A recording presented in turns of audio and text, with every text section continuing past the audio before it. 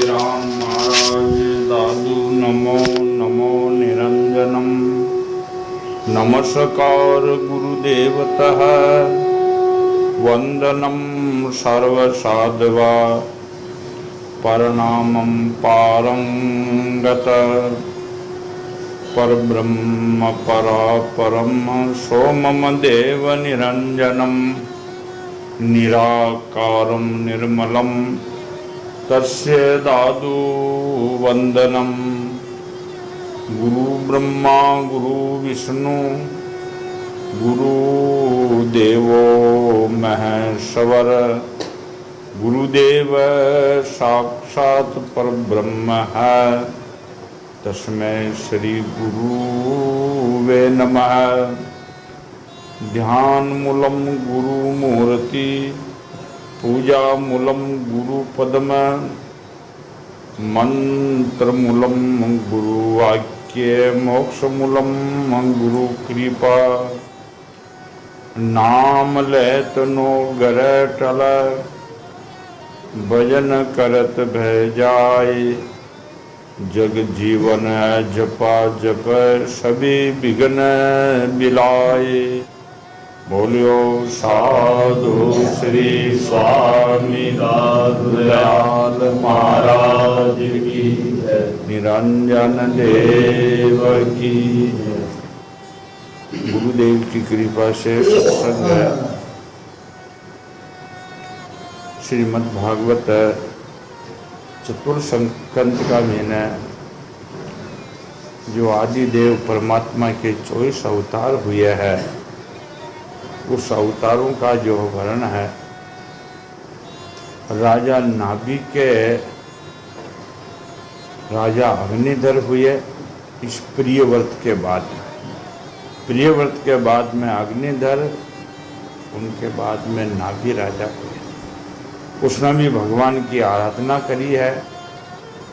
जब आदि देव परमात्मा प्रकट हुए कहा आपके जैसे हमारे पुत्र, तो ऋषभ देव जी उनके जो है राजा नाभि के पुत्र थे।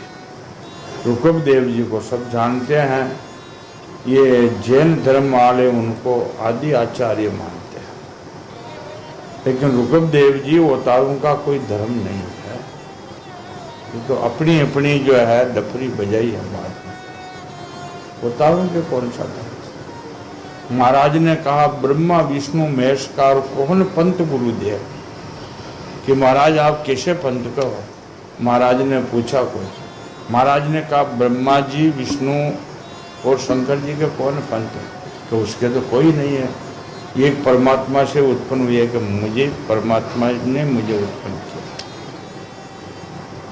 ये पंथ और आश्रम जाति पांति मिथ्या है, सब कल्पित है, कल्पना कर ली है, एक बोलचाल की भाषा मान ली, वह तो ठीक है, और इसमें उलझ गए वो बहुत बुरा।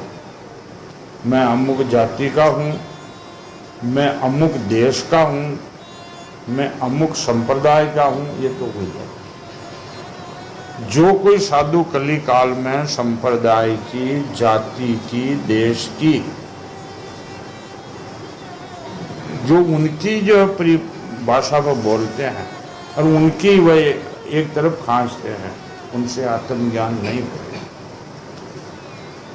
आत्मज्ञान का स्वाद ही नहीं, उसमें तो दरार पड़ गई। दरार नहीं होना चाहिए। ज्ञान सर्वज्ञ होता है, आपके समझ में आवे या ना आवे, लेकिन ये ज्ञान सर्वज्ञ होता है, ज्ञान के दरार नहीं होता। दरार है तो फिर ज्ञान नहीं है, फिर तो उनको ज्ञानी घोषित करना पड़ेगा। संत कहते आए, सुंदरदास जी ने कहा जाति कुल वर्ण आश्रम कहत मिथ्या नाम। आदि गुरु शंकराचार्य ने भी कहा कि इस जाति कुल वर्ण आश्रम में तो द्वैत भाव होता है, अद्वैत के द्वैत हो जाते हैं, और द्वैत भाव होने से कई वह नाना प्रकार के दुख हो जाते हैं, उसमें मोह भी हो जाए उत्पन्न होता है। द्वैत भाव हुआ तो मोह, अहंकार होता है, और अपनी अपनी खिंचातानी से जो है क्रोध होता है, फिर तो नाना कलेशों के शिकार हो गए। जाति कुल वर्ण आश्रम का तो सवाल ही नहीं है ज्ञान में। ज्ञान में तो केवल आत्मा और परमात्मा को ध्यान है। कटे भी सुनो ये बातें न सुनते हो, कटी मिलेगी, कटी मिले अगर जाओ तो बहुत अच्छी बात है। जाति कुल वर्ण आश्रम का सवाल नहीं, न कोई संप्रदायवाद है। केवल जो है अपने आप खोज करना या परमात्मा को। ऋषभ देव जी हुए, अद्भुत मार्ग चलाए उसने, बहुत ही अच्छे राजा भी हुए। और उनका आप कथनी सुनो, एक को एक की जानो बढ़कर मानेंगे कि वो हर सबकी सामान्य है, लेकिन कोई न कई ढंग से बताई है, कोई न कई ढंग से बताई है एक ही चीज का नाम। जैसे एक की मुख्यता होता है घर का, एक मुख्यता, राजा को सब राजा कहते हैं, सभी जाति वाले कहते हैं राजा है राजा है राजा, चाहे वो किसी जाति को, ब्राह्मण को पूछो कहेंगे राजा है, उनको जो है शूद्र को पूछो कहेंगे राजा है, वैश्य को पूछो तो कहेंगे राजा है। लेकिन ये घर का मुख्य होता है, जो पोतों के दादा होते हैं वो जिंदा है, और उनके जो है 5 पुत्र है, 2 है, एक मतलब कहने का आश्रय है, समझने का आश्रय है, और उनके कुटुंब में बहुत लंबा चौड़ा होगा। लेकिन वहाँ दादा ने सब लोग जो है अनेक रूप से बतलाए। उनके लड़कों को पूछेंगे तो कहेंगे मेरे पिताजी है, पोतों को कहेंगे तो मेरा दादाजी है। क्या पिताजी कहते हैं, एक दादा कहते हैं। उनकी बहन को पूछो हमारा जो है भाई है, धर्मपत्नी को पूछो हमारे स्वामी है, माँ को पूछो मेरा पुत्र है, पिता माता पुत्री कहते। अरे कोई उनकी माँ की बाण हो उसको पूछो तो हमारा जो है, हमारी बाण का बेटा मेरा भाणेज है। मामाओं को पूछो मेरा जो है, हमारे जो है बाण का बेटा, वो भी भाणेज कहते। यानी कहने का आश्रय है कि उन दादो तो एक है, लेकिन उन अनेक शब्दों से उनका नाम लेके बतलाएंगे और वे बोलेगा। जो आगे उनको सगा संबंधी उनका नाम लेंगे, वो फूफा जी, जीजा जी, काका जी सब बोलेगा। लेकिन वह तो है तो एक ही ना, वो बदल थोड़ी गया। निज बात यह है, वो परमात्मा एक ही है। दादू सृजनहार केते नाम अनंत, चितावजू लीजियो साधु सुमरे। परमात्मा एक ही है, ये ज्ञान होना चाहिए कि उन्हें कई रूपों जो है कह दो,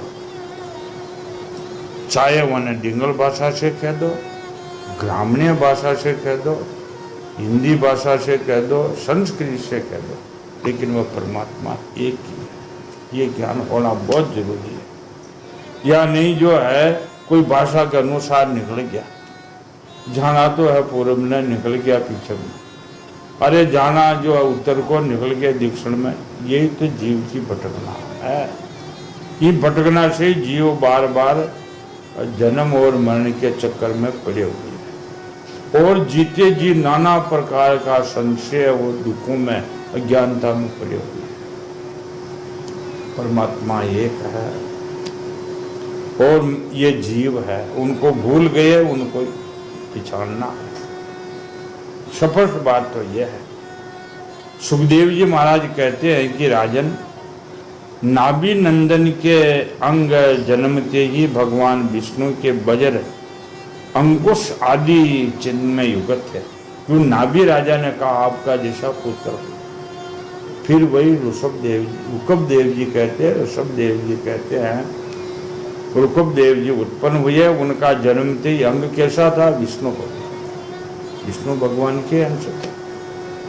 वही ऋषभ देव जी हुए, वही दत्तात्रेय हुए, वही राम हुए, वही कृष्ण हुए, वही कपिल हुए। तो वो एक ही नाम अलग लगा। समता, शांति, वैराग्य वो नहीं था। महाराज आज के 450 वर्ष पहले महाराज ने ऊपर से आवाज हुई कि मेरे स्वरूप हो, इच्छा हो जो मांग लो। महाराज ने कहा तू है तेसी भक्ति दे। तू है तेसा प्रेम, तू है तेसी सुरती दे, तू है तेसा। हे भगवान मैं और कुछ नहीं मांगता हूँ, आपका जिसको बना दो। ये भी शब्द है, पाठ तो कर लेते हैं, गीत गाने से काम नहीं चलेगा। हे प्रभु, वो उसने धन नहीं मांगा, राज नहीं मांगा, इंद्रियों का सुख नहीं मांगा, उनका आपका जैसा बना दो और कुछ नहीं चाहिए। जब राजा नाभि ने आपका जैसा पुत्र मांगा तो रुकब देव जी भगवान विष्णु के जैसे, और उसमें जो है उनका ही जो है गुण स्वभाव, समता, शांति, वैराग्य, ये सूर्य आदि माँ विभूतियों के कारण उनका प्रभाव दिनों दिन बढ़ता जाता। ये देखकर मंत्री आदि प्रकृति वर्ग, प्रजा, ब्राह्मण, देवता, ये सब अभिलाषा होने लगी कि ये पृथ्वी का शासन करे। गुणों को कौन नहीं माने, जिसमें गुण होता है वह सब इच्छा करते हैं ये आदमी फिर मिले फिर मिले, और जो अवगुण गारे होते हैं उनका ये ऐसा तो फिर नहीं। गोसाई जी ने कहा ना, एक मिले तो दारुण दुख देई, अरे एक बिछुड़े तो प्राण हर देई। चाहे बोली साधु ही हो ना, लेकिन वह एक बार मिल गया है, लक्षण साधु का है, साधु वेश बना रखे है, तो वो लोग अंदर से कह देंगे जो फिर न मिले, ये तो फिर नजर भी नहीं आना चाहिए। और साधु बार बार इच्छा रहे, एक बिछुड़ तो प्राण हर दे, अरे ये कब मिलेगी, ये कब मिलेगी। तो प्रजा, ब्राह्मण, देवता, मंत्री, भरतीय लोग स्वयं सेवक, भरतीय का शब्द आता है स्वयं सेवक। राजा नाभि के जितने भी कार्य करता थे और प्रजा, ब्राह्मण सब करने लगे ये रुकब देव जी हमारे राजा, और इनको ये राजा नाभि इनको राज शासन देते। सुंदर और सुडोल शरीर, विपुल कीर्ति, तेज, बल, ऐश्वर्य, यश, पराक्रम, शूरवीर आदि गुणों के कारण महाराज नाभि ने उनका नाम ऋषभ श्रेष्ठ रखा। एक बार भगवान इंद्र ने, ये वक्त में राजा नाभि का ही शासन था, रुकब देव जी का नहीं था। केवल चाहते थे कि इनको, इनके पुत्र है, इनको राज तिलक, ये हमारे राजा। तो इंद्र ने ईर्षा बस नाभि राजा के राज्य में बरसात नहीं बरसे, बरसात है उनके राज्य में नहीं बरसे। तब योगेश्वर महाराज रुकब देव जी ने इंद्र की मूर्खता पर हंसते हुए अपने योग माया के प्रभाव से अपने वर्ष अजनाभ खंड में खूब वर्षा बरसा दी। इंद्र बरसात बरसात वो हंसी आई। रुकब देव जी ने कहा, तू तो समदृष्टि होना छावा, सब जगह वर्षा समदृष्टि कड्डा इंद्र कड्डा वर्षा, उड्डा न वर्षा, उड्डा वर्षा। रुकब देव जी ईर्षा बस, मूर्खता बस न बरसाई, रुकब देव जी ने बरसात कर दी। योग शक्ति से इंद्र उबी रही। कतरी कतरी बातों को सत्संग में विद्याक में लोग अज्ञानता में करने वो काम तो वही करे, अरे नहीं, परमात्मा सब कुछ रहे, इंद्र नहीं कर सकता। कोई देवी देवता भूत प्रेत कोई काम नहीं कर सकते, वो परमात्मा, उनके अलावा कोई है ही नहीं। ये ऋषभ देव जी विष्णु के अवतार थे। इंद्र ने बरसात न बरसाई, आप उनकी मूर्खता पर हर्ष करके अपनी योग शक्ति से खूब अच्छी बरसात बरसाई और फसल पैदा हो गया आनंद के साथ। खूब बरसात बरसाई, जल ही जल हो गया। महाराज नाभि अपनी इच्छा के अनुसार श्रेष्ठ पुत्र पाकर अत्यंत आनंद में मगन हो गए। हो जैसे पुत्र प्रजा मीने जल न तो जल ही जल बरसात आनंद कर खूब प्रसन्न हो गया। मनुष्य शरीर धारण करने वाले पुराण पुरुष श्री हरि का सप्रेम लालन करते हुए उनकी लीला विलास से बड़े आनंद में रहते हुए उन्होंने देखा कि मंत्री मंडल, नागरिक, ब्राह्मण, भरतिया सब लोग इनको चाहते हैं। इन्हें धर्म मर्यादा की रक्षा के लिए राज अभिषेक कर दिया। राजा नाभि ने रुकब देव जी को राजा बना दिया, जीते जी राजा बना दिया। पहले ऐसे होते, जीते जी बनाना, मरने के बाद फिर और इसमें ये शब्द भी आ गए।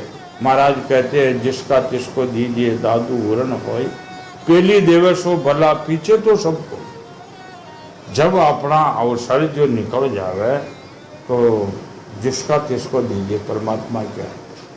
यानी अपने माता पर जो भार है अहंकार का, मैं करता का, छोड़ देना चाहिए। सबको छोड़ करके स्वतंत्र हो जाना चाहिए। प्रभु का भजन करना चाहिए। आज लोग काम करते हैं, बूढ़ा हो गया, पड़पोता हो गया तो यो कर जाए बड़ी बाप से धक्का ले, बैठो रहे चुपचाप, बच्चे तो बैठे रहना पड़ेगा। अपमानित हो करके तो बैठा रहता है। जो पहली सौंप दे आगो तुम्हारी मर्या हो जो करता। उन्होंने जो है धर्म मर्यादा की रक्षा के लिए राजभिषेक कर दिए और ब्राह्मण की बड़े बुजुर्गों की देख रेख में छोड़। आप अपनी पत्नी मेरू देवी के सहित वह राजा नाभि बद्री आश्रम को चले। बद्री आश्रम में लोग चले जाते, वहीं कंदमूल फल खाना, हरि का भजन करना। बद्री आश्रम को चले गए। वहाँ अहिंसा वृत्ति से रहित होकर किसी को उद्वेग न हो, दुख न हो, ऐसी ही कौशल पूर्ण तपस्या समाधि द्वारा भगवान वासुदेव नर नारायण की आराधना करते हुए समय आने पर राजा परमात्मा में लीन हो। राजा नाभि लीन परमात्मा में लीन हो गए। रुकम देव जी राजा हो गए। पांडुनंदन जो सुखदेव जी महाराज कहते हैं, पांडुनंदन राजा नाभि के विषय में यह लोककृत प्रसिद्ध है। राज ऋषि नाभि के उदार कर्मों का आचरण दूसरा कौन कर सकता है? जिनके शुद्ध कर्मों के संतुष्ट होकर अरे साक्षात श्री हरि ने पुत्र रूप से रुकम देव जी हुए हैं। जिनकी दीक्षाना में संतुष्ट हुए ब्राह्मणों ने अपने मंत्र बल से उन्हें यज्ञशाला में साक्षात विष्णु भगवान ने दर्शन करा दिया। रुकम देव जी ने अपने देश अजात नाभ खंड को कर्म भूमि मानकर लोक संग्रह के लिए कुछ काल गुरुकुल में वास किया। गुरुकुल में जो है लोक मर्यादा है, कर्म भूमि। देखो 84 लाख योनि है, कर्म का नाम आए तो सब योनि भोग योनि है, मनुष्य कर्म योनि है। आज जानते नहीं मनुष्य के कर्म योनि क्या है या भोग योनि क्या है। मनुष्य की कर्म योनि है, बाकी सब भोग। गुरुकुल में रुकम देव जी ने निवास किया। गुरुदेव को यथोचित दीक्षाना देकर गस्ता आश्रम में प्रवेश करने के लिए उनकी आज्ञा दी। 20 साल तक गुरु के पास रहते थे। पहले 20 वर्ष तक गुरु के सानिध्य में रहना, रात दिन, और चाहे भिक्षावृत्ति करके निर्वाह करना, विद्या अध्ययन करना। 20 वर्ष बाद में जब 5 वर्ष का माता पिता के पास, 20 वर्ष गुरुकुल, 25 साल की उम्र हो जाती। फिर आज्ञा ली दी है, अगर वैराग्य हो जाता तो संन्यास ले लेते, वैराग्य नहीं होते तो गस्ता आश्रम में गुरु आज्ञा से प्रवेश होते। फिर लोगों को गस्ता आश्रम धर्म की शिक्षा देने के लिए आप ही गस्ता आश्रम में प्रवेश होते। देवराज इंद्र की दी हुई उनकी कन्या, देवराज इंद्र जो है बरसात दीदी, वो देखो और मारा बच्ची वो जोरदार है, तो उन्होंने नत नमस्त होकर के उनकी कन्या रुकम देव जी को दी है। उनकी कन्या जयंती का विवाह कर दिया। दोनों प्रकार शास्त्रों उपनिषद कर्मों का आचरण करते हुए उनके समान गुण वाले 100 पुत्र उत्पन्न हुए। देवराज की कन्या के रुकम देव जी उनकी भार्या हुई और 100 पुत्र। उनमें महायोगी भरत जी थे, सबसे बड़े पुत्र भरत जी। वहाँ भरत जी का नाम से आज इस देश को भरतखंड कहते हैं। वो भरत जी हुए, इस देश को आज भरतखंड कहते हैं। सबसे अधिक गुणवान थे वह, 100 में से वह भरत जी सबसे गुणवान थे। उनके नाम से लोग इस अजात खंड को भारतवर्ष भरतखंड कहते हैं। उनके छोटे कुर्मा वर्ग, इल्ला वर्ग, बर्मा वर्ग, मल्लिय, केतु, भद्रसेन इंद्रप्रस्थ का विद्रुप कीटक ये 100, ये राजकुमार शेष 90 भाइयों बड़े श्रेष्ठ थे। 9 का नाम लिया है तो 9 और भरत जी 10 और 90 और है, ये 100 पुत्र ऋषभदेव जी। छोटे कवि हरि अंतरिक्ष प्रबुद्ध पिपल नायक, आवी होतर दुर्मेल चमस कर भाजक, ये 9 पुत्र जो है ये भी बड़े अच्छे, ये जो है तत्व ज्ञानी थे। राजकुमार भागवत धर्म का प्रचार करने वाले थे। भगवान की महिमा को और परम शांति से पूरा। भगवान की महिमा कौन कहने का अधिकार है? आपको परम शांति मिली हो वो कह सकता है। इसका पवित्र चरित्र है। नारद वसुदेव के समाज में प्रसंग में 9 योगेश्वरों के आते हैं। ये 9 योगेश्वर हुए।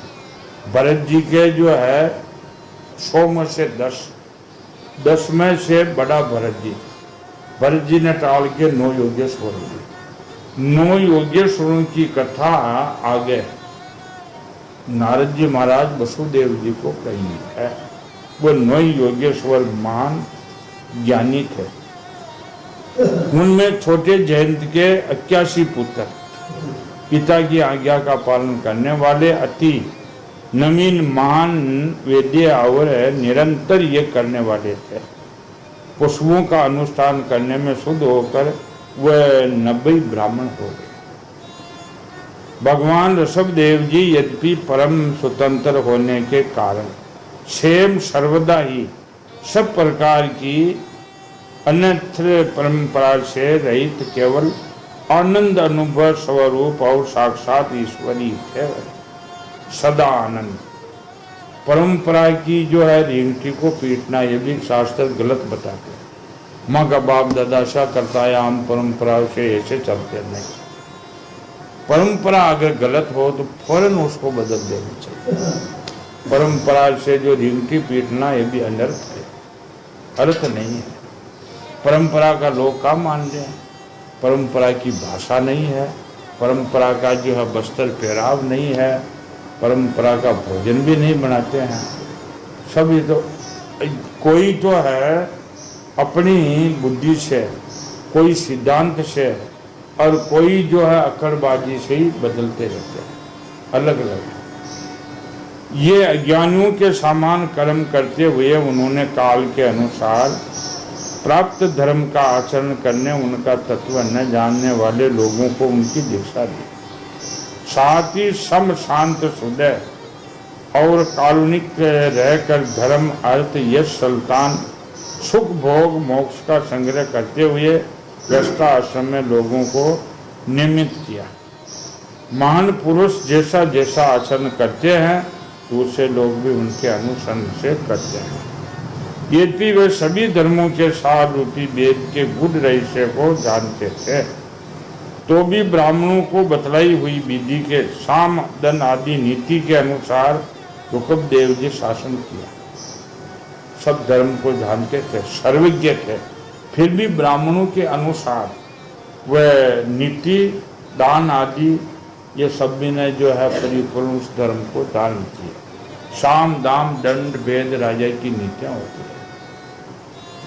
उन्होंने शास्त्र ब्राह्मणों के उपदेश अनुसार भिन्न भिन्न उद्देश्य द्रव्य देश काल आयु श्रद्धा जीवन आदि के सुष्पन्न सभी प्रकार के 100 यज्ञ किए। भगवान वसुदेव ऋषभदेव जी के शासन काल में इस देश का कोई भी पुरुष अपने लिए किसी से अपने प्रभु के प्रति दिन दिन बढ़ने वाले अनुराग के सिवाय किसी वस्तु की कमी इच्छा नहीं थी। यह नहीं आकाश अविद्यमान वस्तु की भांति कोई भी किसी भी वस्तु की ओर दृष्टिपात नहीं करता। एक बार ऋषभदेव जी घूमते घूमते ब्रह्मावर्त देश में पहुंचे। वहाँ बड़े बड़े ब्रह्म ऋषियों की सभा में उन्होंने प्रजा के सामने ही अपने समाहित चित्त तथा विनय और प्रेम के भार से सुयश पुत्रों को दीक्षा शिक्षा देने के लिए इस प्रकार उनको कहा। अपने पुत्रों को जो है, जो 90 पुत्र थे, सारों को जो है वह प्रजा के सहित अब उनको मनुष्य का धर्म और उच्चारण किया है। ऋषभदेव जी ने कहा, पुत्रों, इस मछल्य में ये मनुष्य शरीर दुखमय है, विषय प्राप्त करने के लिए नहीं है। दुख देखभाल मनुष्य जन्म थोड़ी मिले, या विषय कर्म इंद्रियों के या ज्ञान इंद्रियों के लोलुपता के लिए थोड़ी मिला है, नहीं। यानी इंद्रियों के लोलुपता और दुख देखने के लिए शरीर नहीं मिला है। ये ऋषभदेव जी का निश्चय है, ये किए हुए ज्ञान है। ये भोग तो विष्ठा, शुक्र, कुकर आदि सबको ही मिलते हैं। इंद्रियों का भोग कुत्तों को मिलते हैं, जानवरों को मिलते हैं, गुड्डुरों को मिलते हैं। इस शरीर में दब्य तप करना चाहिए। ये मनुष्य शरीर तो तप के लिए भोग योनि नहीं है। उपरोक्त पहले बता दिया कि मनुष्य शरीर भोग योनि नहीं है, कर्म योनि है, जिससे अंतःकरण शुद्ध हो, क्योंकि इसी से अनंत ब्रह्मानंद की प्राप्ति होती है।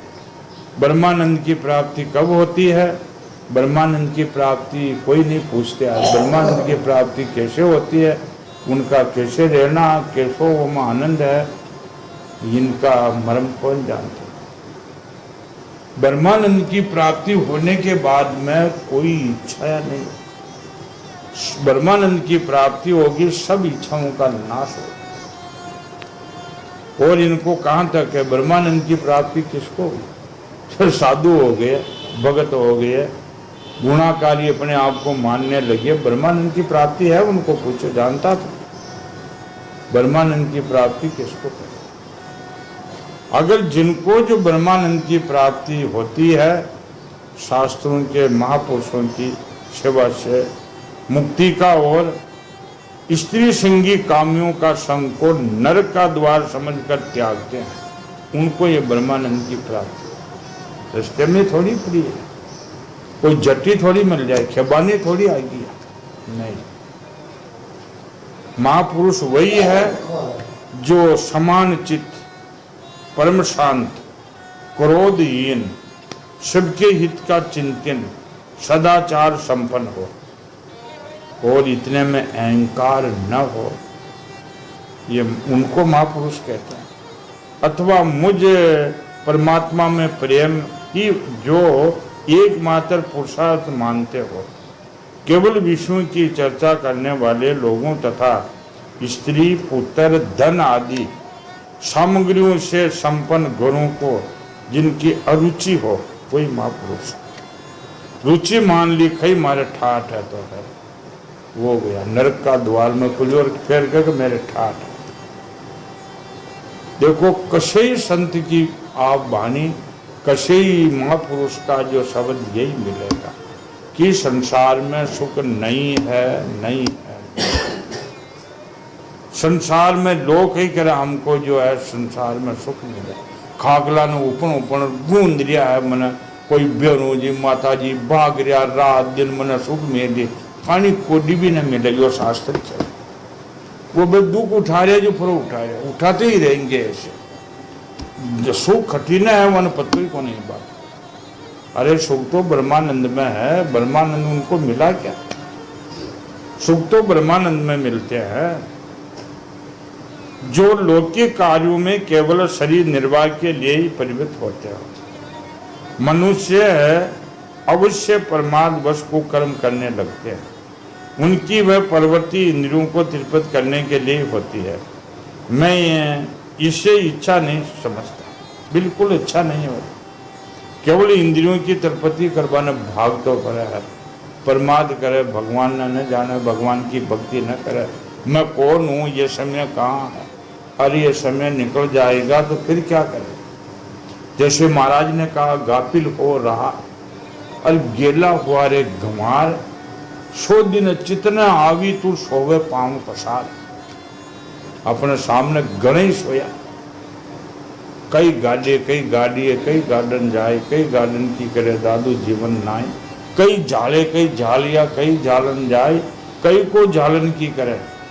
यानी महाराज ने कहा कि जीवन कहाँ है। जिनमें जो है रुकमदेव जी कहते हैं कि मैं उनको अच्छा नहीं समझता जो केवल इंद्रियों की तरपति का ही काम करे, भागे दौड़े रात दिन, सब लोग यही तो कर रहे, ये अच्छा नहीं है। उनको ब्रह्मानंद की प्राप्ति कहाँ है? ब्रह्मानंद की प्राप्ति के बिगड़ सुख मिल नहीं सकता,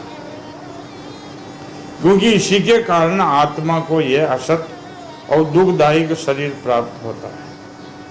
जब लग जीव को आत्म तत्व की जिज्ञासा नहीं होती, तब तक ज्ञान वश व देह आदि के द्वारा उनका स्वरूप छिपा हुआ रहता है। और वे जो है बिल्कुल जैसा अंधो आदमी भटका है, अंधो आदमी खूब भटको, कभी खड्डे में पड़ेगा, कभी कांटा छुप जाएंगे, कांटों में गिरेंगे, कभी कोई जो है पत्थर की या दीवार की टक्कर खाएगा, लेकिन सुख कहाँ आता है?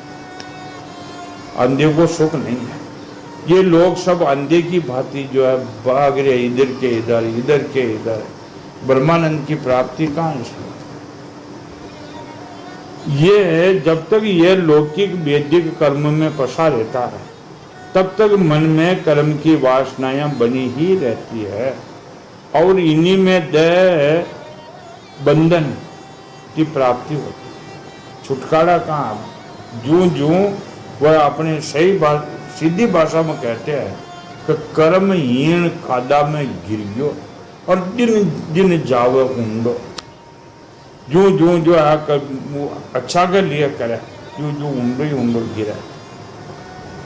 इस प्रकार अविद्याओं के द्वारा आत्म स्वरूप के ढक जाने में कर्म वासनाओं के वशीभूत हुआ ये चित्त मनुष्य फिर कर्मों को ही प्रवृत्त करते हैं।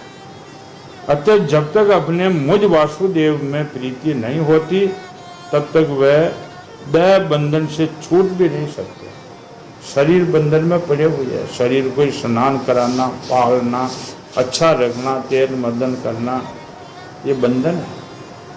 वापिसी जो है न जाना किसी योनि में कर्मों के अनुसार, कोई पता है। मनुष्य जन्म तो नहीं मिला, वो तो एक बार मिल गया। स्वार्थ में पागल जीव जब तक विवेक दृष्टि का आश्रय लेकर इंद्रियों की चेष्टाओं को मिथ्या नहीं देखता, तब तक आत्म स्वरूप की समृद्धि खो बैठने के कारण वह अज्ञानवश विषय प्रदान ग्रह आदि के आसक्त रहता है और तरह तरह के कलेशों को उठाते ही रहते हैं। तरह तरह का कलेश एक प्रकार को नहीं है। तरह तरह का कलेश जो है रात दिन सूल बनी की बनी रहती है। स्त्री और पुरुष ही दोनों का जो परस्पर दाम्पाय भाव है, इसी को पंडित जन उसे हृदय की दूसरी सतोल ये दुर्भेद ग्रंथि कहते हैं। दया अभिमान रूपी एक एक सूक्ष्म ग्रंथि को उनमें अलग अलग पहले से ही है। इसी के कारण जीव को देह इंद्रिया आदि अतिरिक्त घर खेत पुत्र खजाना धन आदि में मैं और मेरेपन का मोह हो जाता है। वह पशु हुए उसमें। कोई आदमी खाट में पुजो तो हो, कोई 2-2 4-4 वर्ष तक भी पुजो जाए। सब लोग कहवे यो सुखी बजाओ मर जाओ, और सुखी का यो तो दुख अटे दुख पा रहे तो आगे दुख तैयार है। सुखी होने का तो सवाल ही नहीं। सुख तो जीते जी होते हैं। सुखी जीते जी वह दुखी है तो मरने के बाद में सुख उनको कहाँ है? ये भी बड़ी मार्मिक और सोचने की बात। जो अटा दुख में मर रहा है और उनको आत्मज्ञान नहीं हुआ, दुख में नहीं आज त्राई त्राई कर रहे हो, फिर मरेगा वह सुखी हो गया, वो दुख उनका आगे के लिए तैयार है।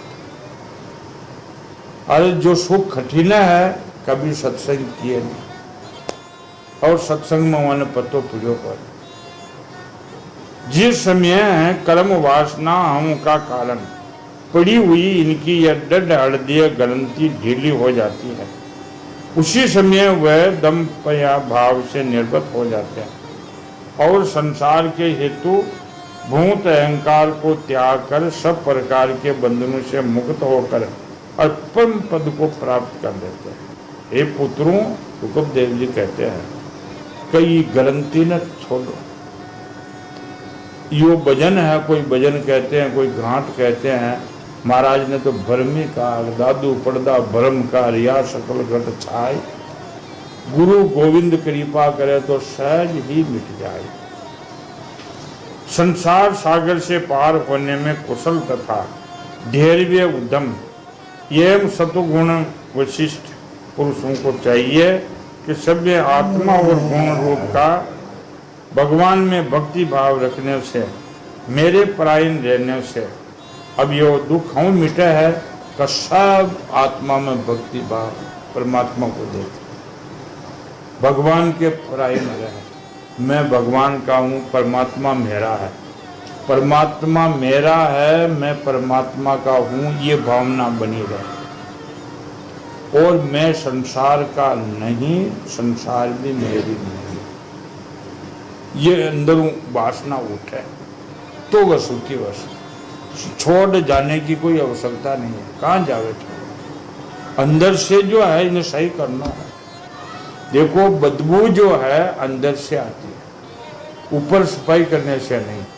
आप सुनते हो ये ग्राम का मीन है, ये परगट का कूप था, पूरा पहले ये नल वगैरह नहीं थे, एक ही कूड़ापू आपको गांव पानी पड़ता। उन कूप का मीना जो है, दो कुत्ते आए अंदर, लड़ते लड़ते उसमें गिर गए, मर गए। पानी जो है गंदा हो गया, सड़ने लग गया। गाँव वालों ने कहा पानी तो खराब हो गया, गंदा हो गया, तोड़ो ही ना। जा करके जो है कुएं में खूब पानी था, दो ही सड़स जो है तोड़ दिया सब के। अब जल टूट गया, ठीक हो जाएगा। सुबह जल वापस भर गया, निकालो तो वही गंदों को गंदो, फिर तोड़ना शुरू करिए, फिर भी गंदों को गंदो। चरस बेरिया एक महात्मा आ गया, महात्मा ने देखा चरस चल जो है कमंडल में जल लेगा। और ही बोलिया महाराज जी जल काम को नहीं, मैंने आपको गांव दुखी भेजा, इनमें जो है इनकी बदबू न जाएगी। महात्मा बोलिया रे बदबू क्यों आई? कि महाराज दो स्वान, दो कुत्ता पड़ गया था और अब इनमें बदबू होगी तो मैं इन्हें रोज हमेशा तोड़ा है। मैंने देखो आज सुबह तो ठीक हो जाएगा, लेकिन वह बदबू तो बाकी। महात्मा बोलिया रे वो कुत्ता ने निकाल दिया कि शरीर में, तो निकाला तो कौन है, बदबू जाओगे उनको बाहर निकालो। ये सब ने यह समझती है कि हाँ इनको निकालो। महात्मा का कहने से निकाल करके फिर कुएं को तोड़ा, साफ कर दिए, समस्त जल हो गया। काम क्रोध रूपी कुत्ता पड़ा था का शरीर। और इनको तो है नेमू दोस्तां की नहीं पाल मिले है ना, पचे ज्ञान सुने, तपस्या करे, नाम भी लो राम जी का, कहीं आता नहीं। कुत्ता तो वो तो चार समय भूख बने तैयार हो, कैसे जो है सुखी होएंगे। इस कुत्तों को निकालो बाहर ने, फिर नाम लो। महाराज कहते हैं जहाँ नाम था नीति चाहिए, अगर नीति नहीं है नाम मोकला देता रहो, पाठ कर लो नाम ले लो, कुछ भी नहीं होगा, नीति तो है ही नहीं। जहाँ नाम था नीति चाहिए, सदा राम का राय, नरविकार तन्मन भैया दादू सीजे काज। हर संतों ने जो है बड़ो परिश्रम करके जीव को समझाया, ऐसा करो ऐसा। हाँ कर ले, अगर जो है साधना में भी लग गया, राम राम माला भी फेरने लग गए और इधर उधर के साधना भी करने लगे, लेकिन ये कुत्तों को तो बाहर निकालते नहीं। इनको भी तो निकालो। ये निकालने बिगड़ जो है कभी आपको शांति सुख नहीं मिलेगा। तृष्णा के त्याग करो, दुख सुख आदि धुंधों को सहन करो, सहन करना होता है। पहली का जो कर्म है झटका मारे उन्हें सहन करो, सहन न हासू बोंगा लड़ाई वेरी वाकई या आशीर वाकई या आशीर, ये कोई एक सहन तो करे नहीं। बाप बेटा भाई भाई राजा मंत्री ये क्यों धुंध है, सहन नहीं। अपने अपने आप को नहीं समझाते, अब कोई ने भी जो गांव का 5 जना मौत वीर समझावा जावा थे लड़ाई क्यों करते हो समझो या न समझे यो न समझे, अरे तू तो समझे वह मत समझो, वन समझावे की कई जरूरत है, तुम समझ कोई न माने तू तो मान, यह बात कोई नहीं कहे। खुद तो माने को ना दूजा न मनाओ, नहीं खुद मान जाओ, खुद मान जाओ, स्वयं सुखी हो जाएंगे, आगलो हो या मत, खुद को मानना है। ये जो है तृष्णा त्याग्य सुख दुख आदि का सहन करना, जीवों को सभी योनियों में दुख ही उठाना पड़ता है।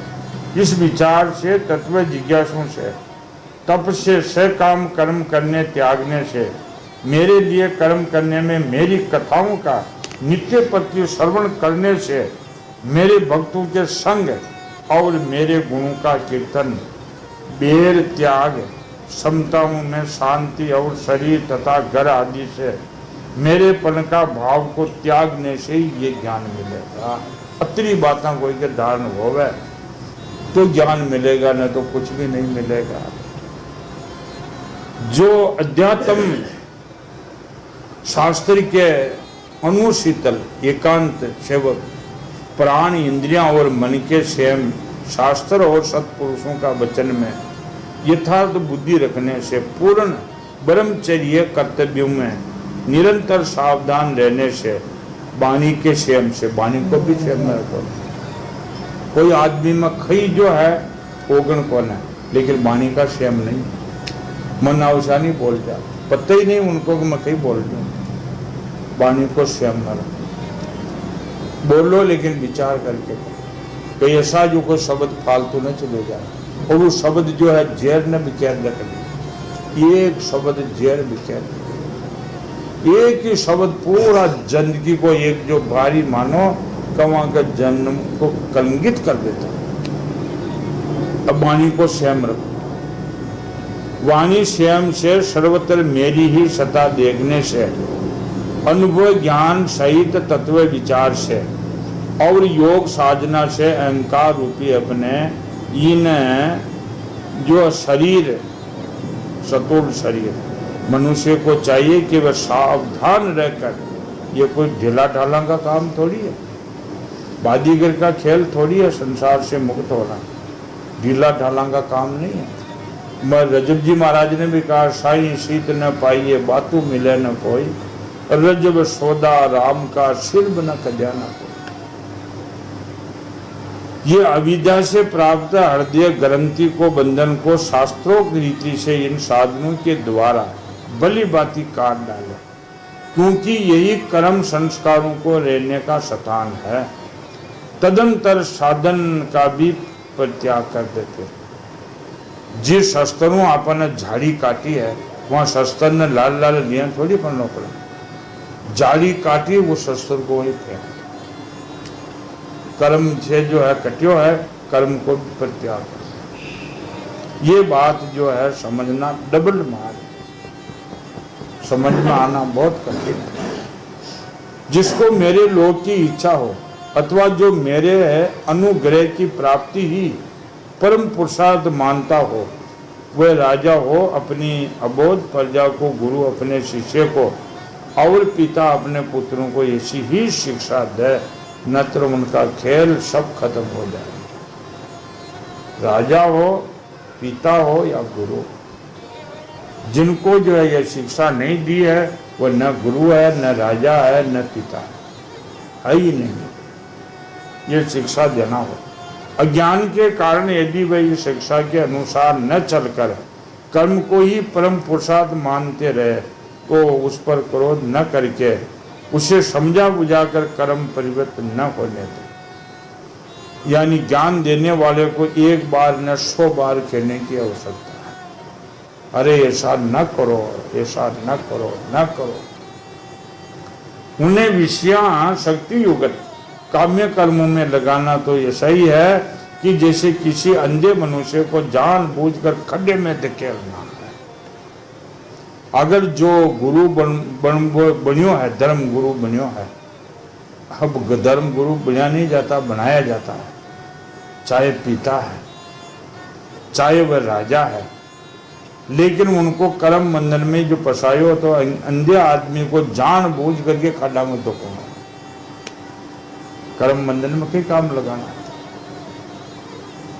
इनके भला किस पुरुषार्थ की सिद्धि हो सकती, अपना सच्चा कल्याण किस बात में है उसको लोग नहीं जानते। इसी से वह तरह तरह की कामनाओं में फंस करके तुच्छ क्षणिक सुख के लिए आपस में बैर ठान लेते हैं और निरंतर ये इंद्रियों के जो है लोलुपता प्रयत्न करते रहते हैं।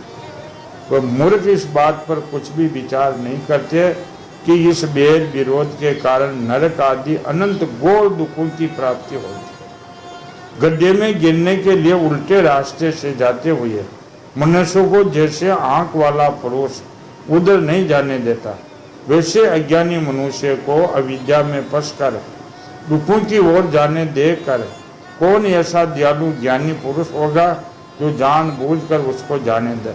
नहीं, दिखा जितने खेव मत करे, संग में है आके बूझे तो सही रस्तो न व तो उन्हें मुनम सर्व साधन भाई और ठाउस करना।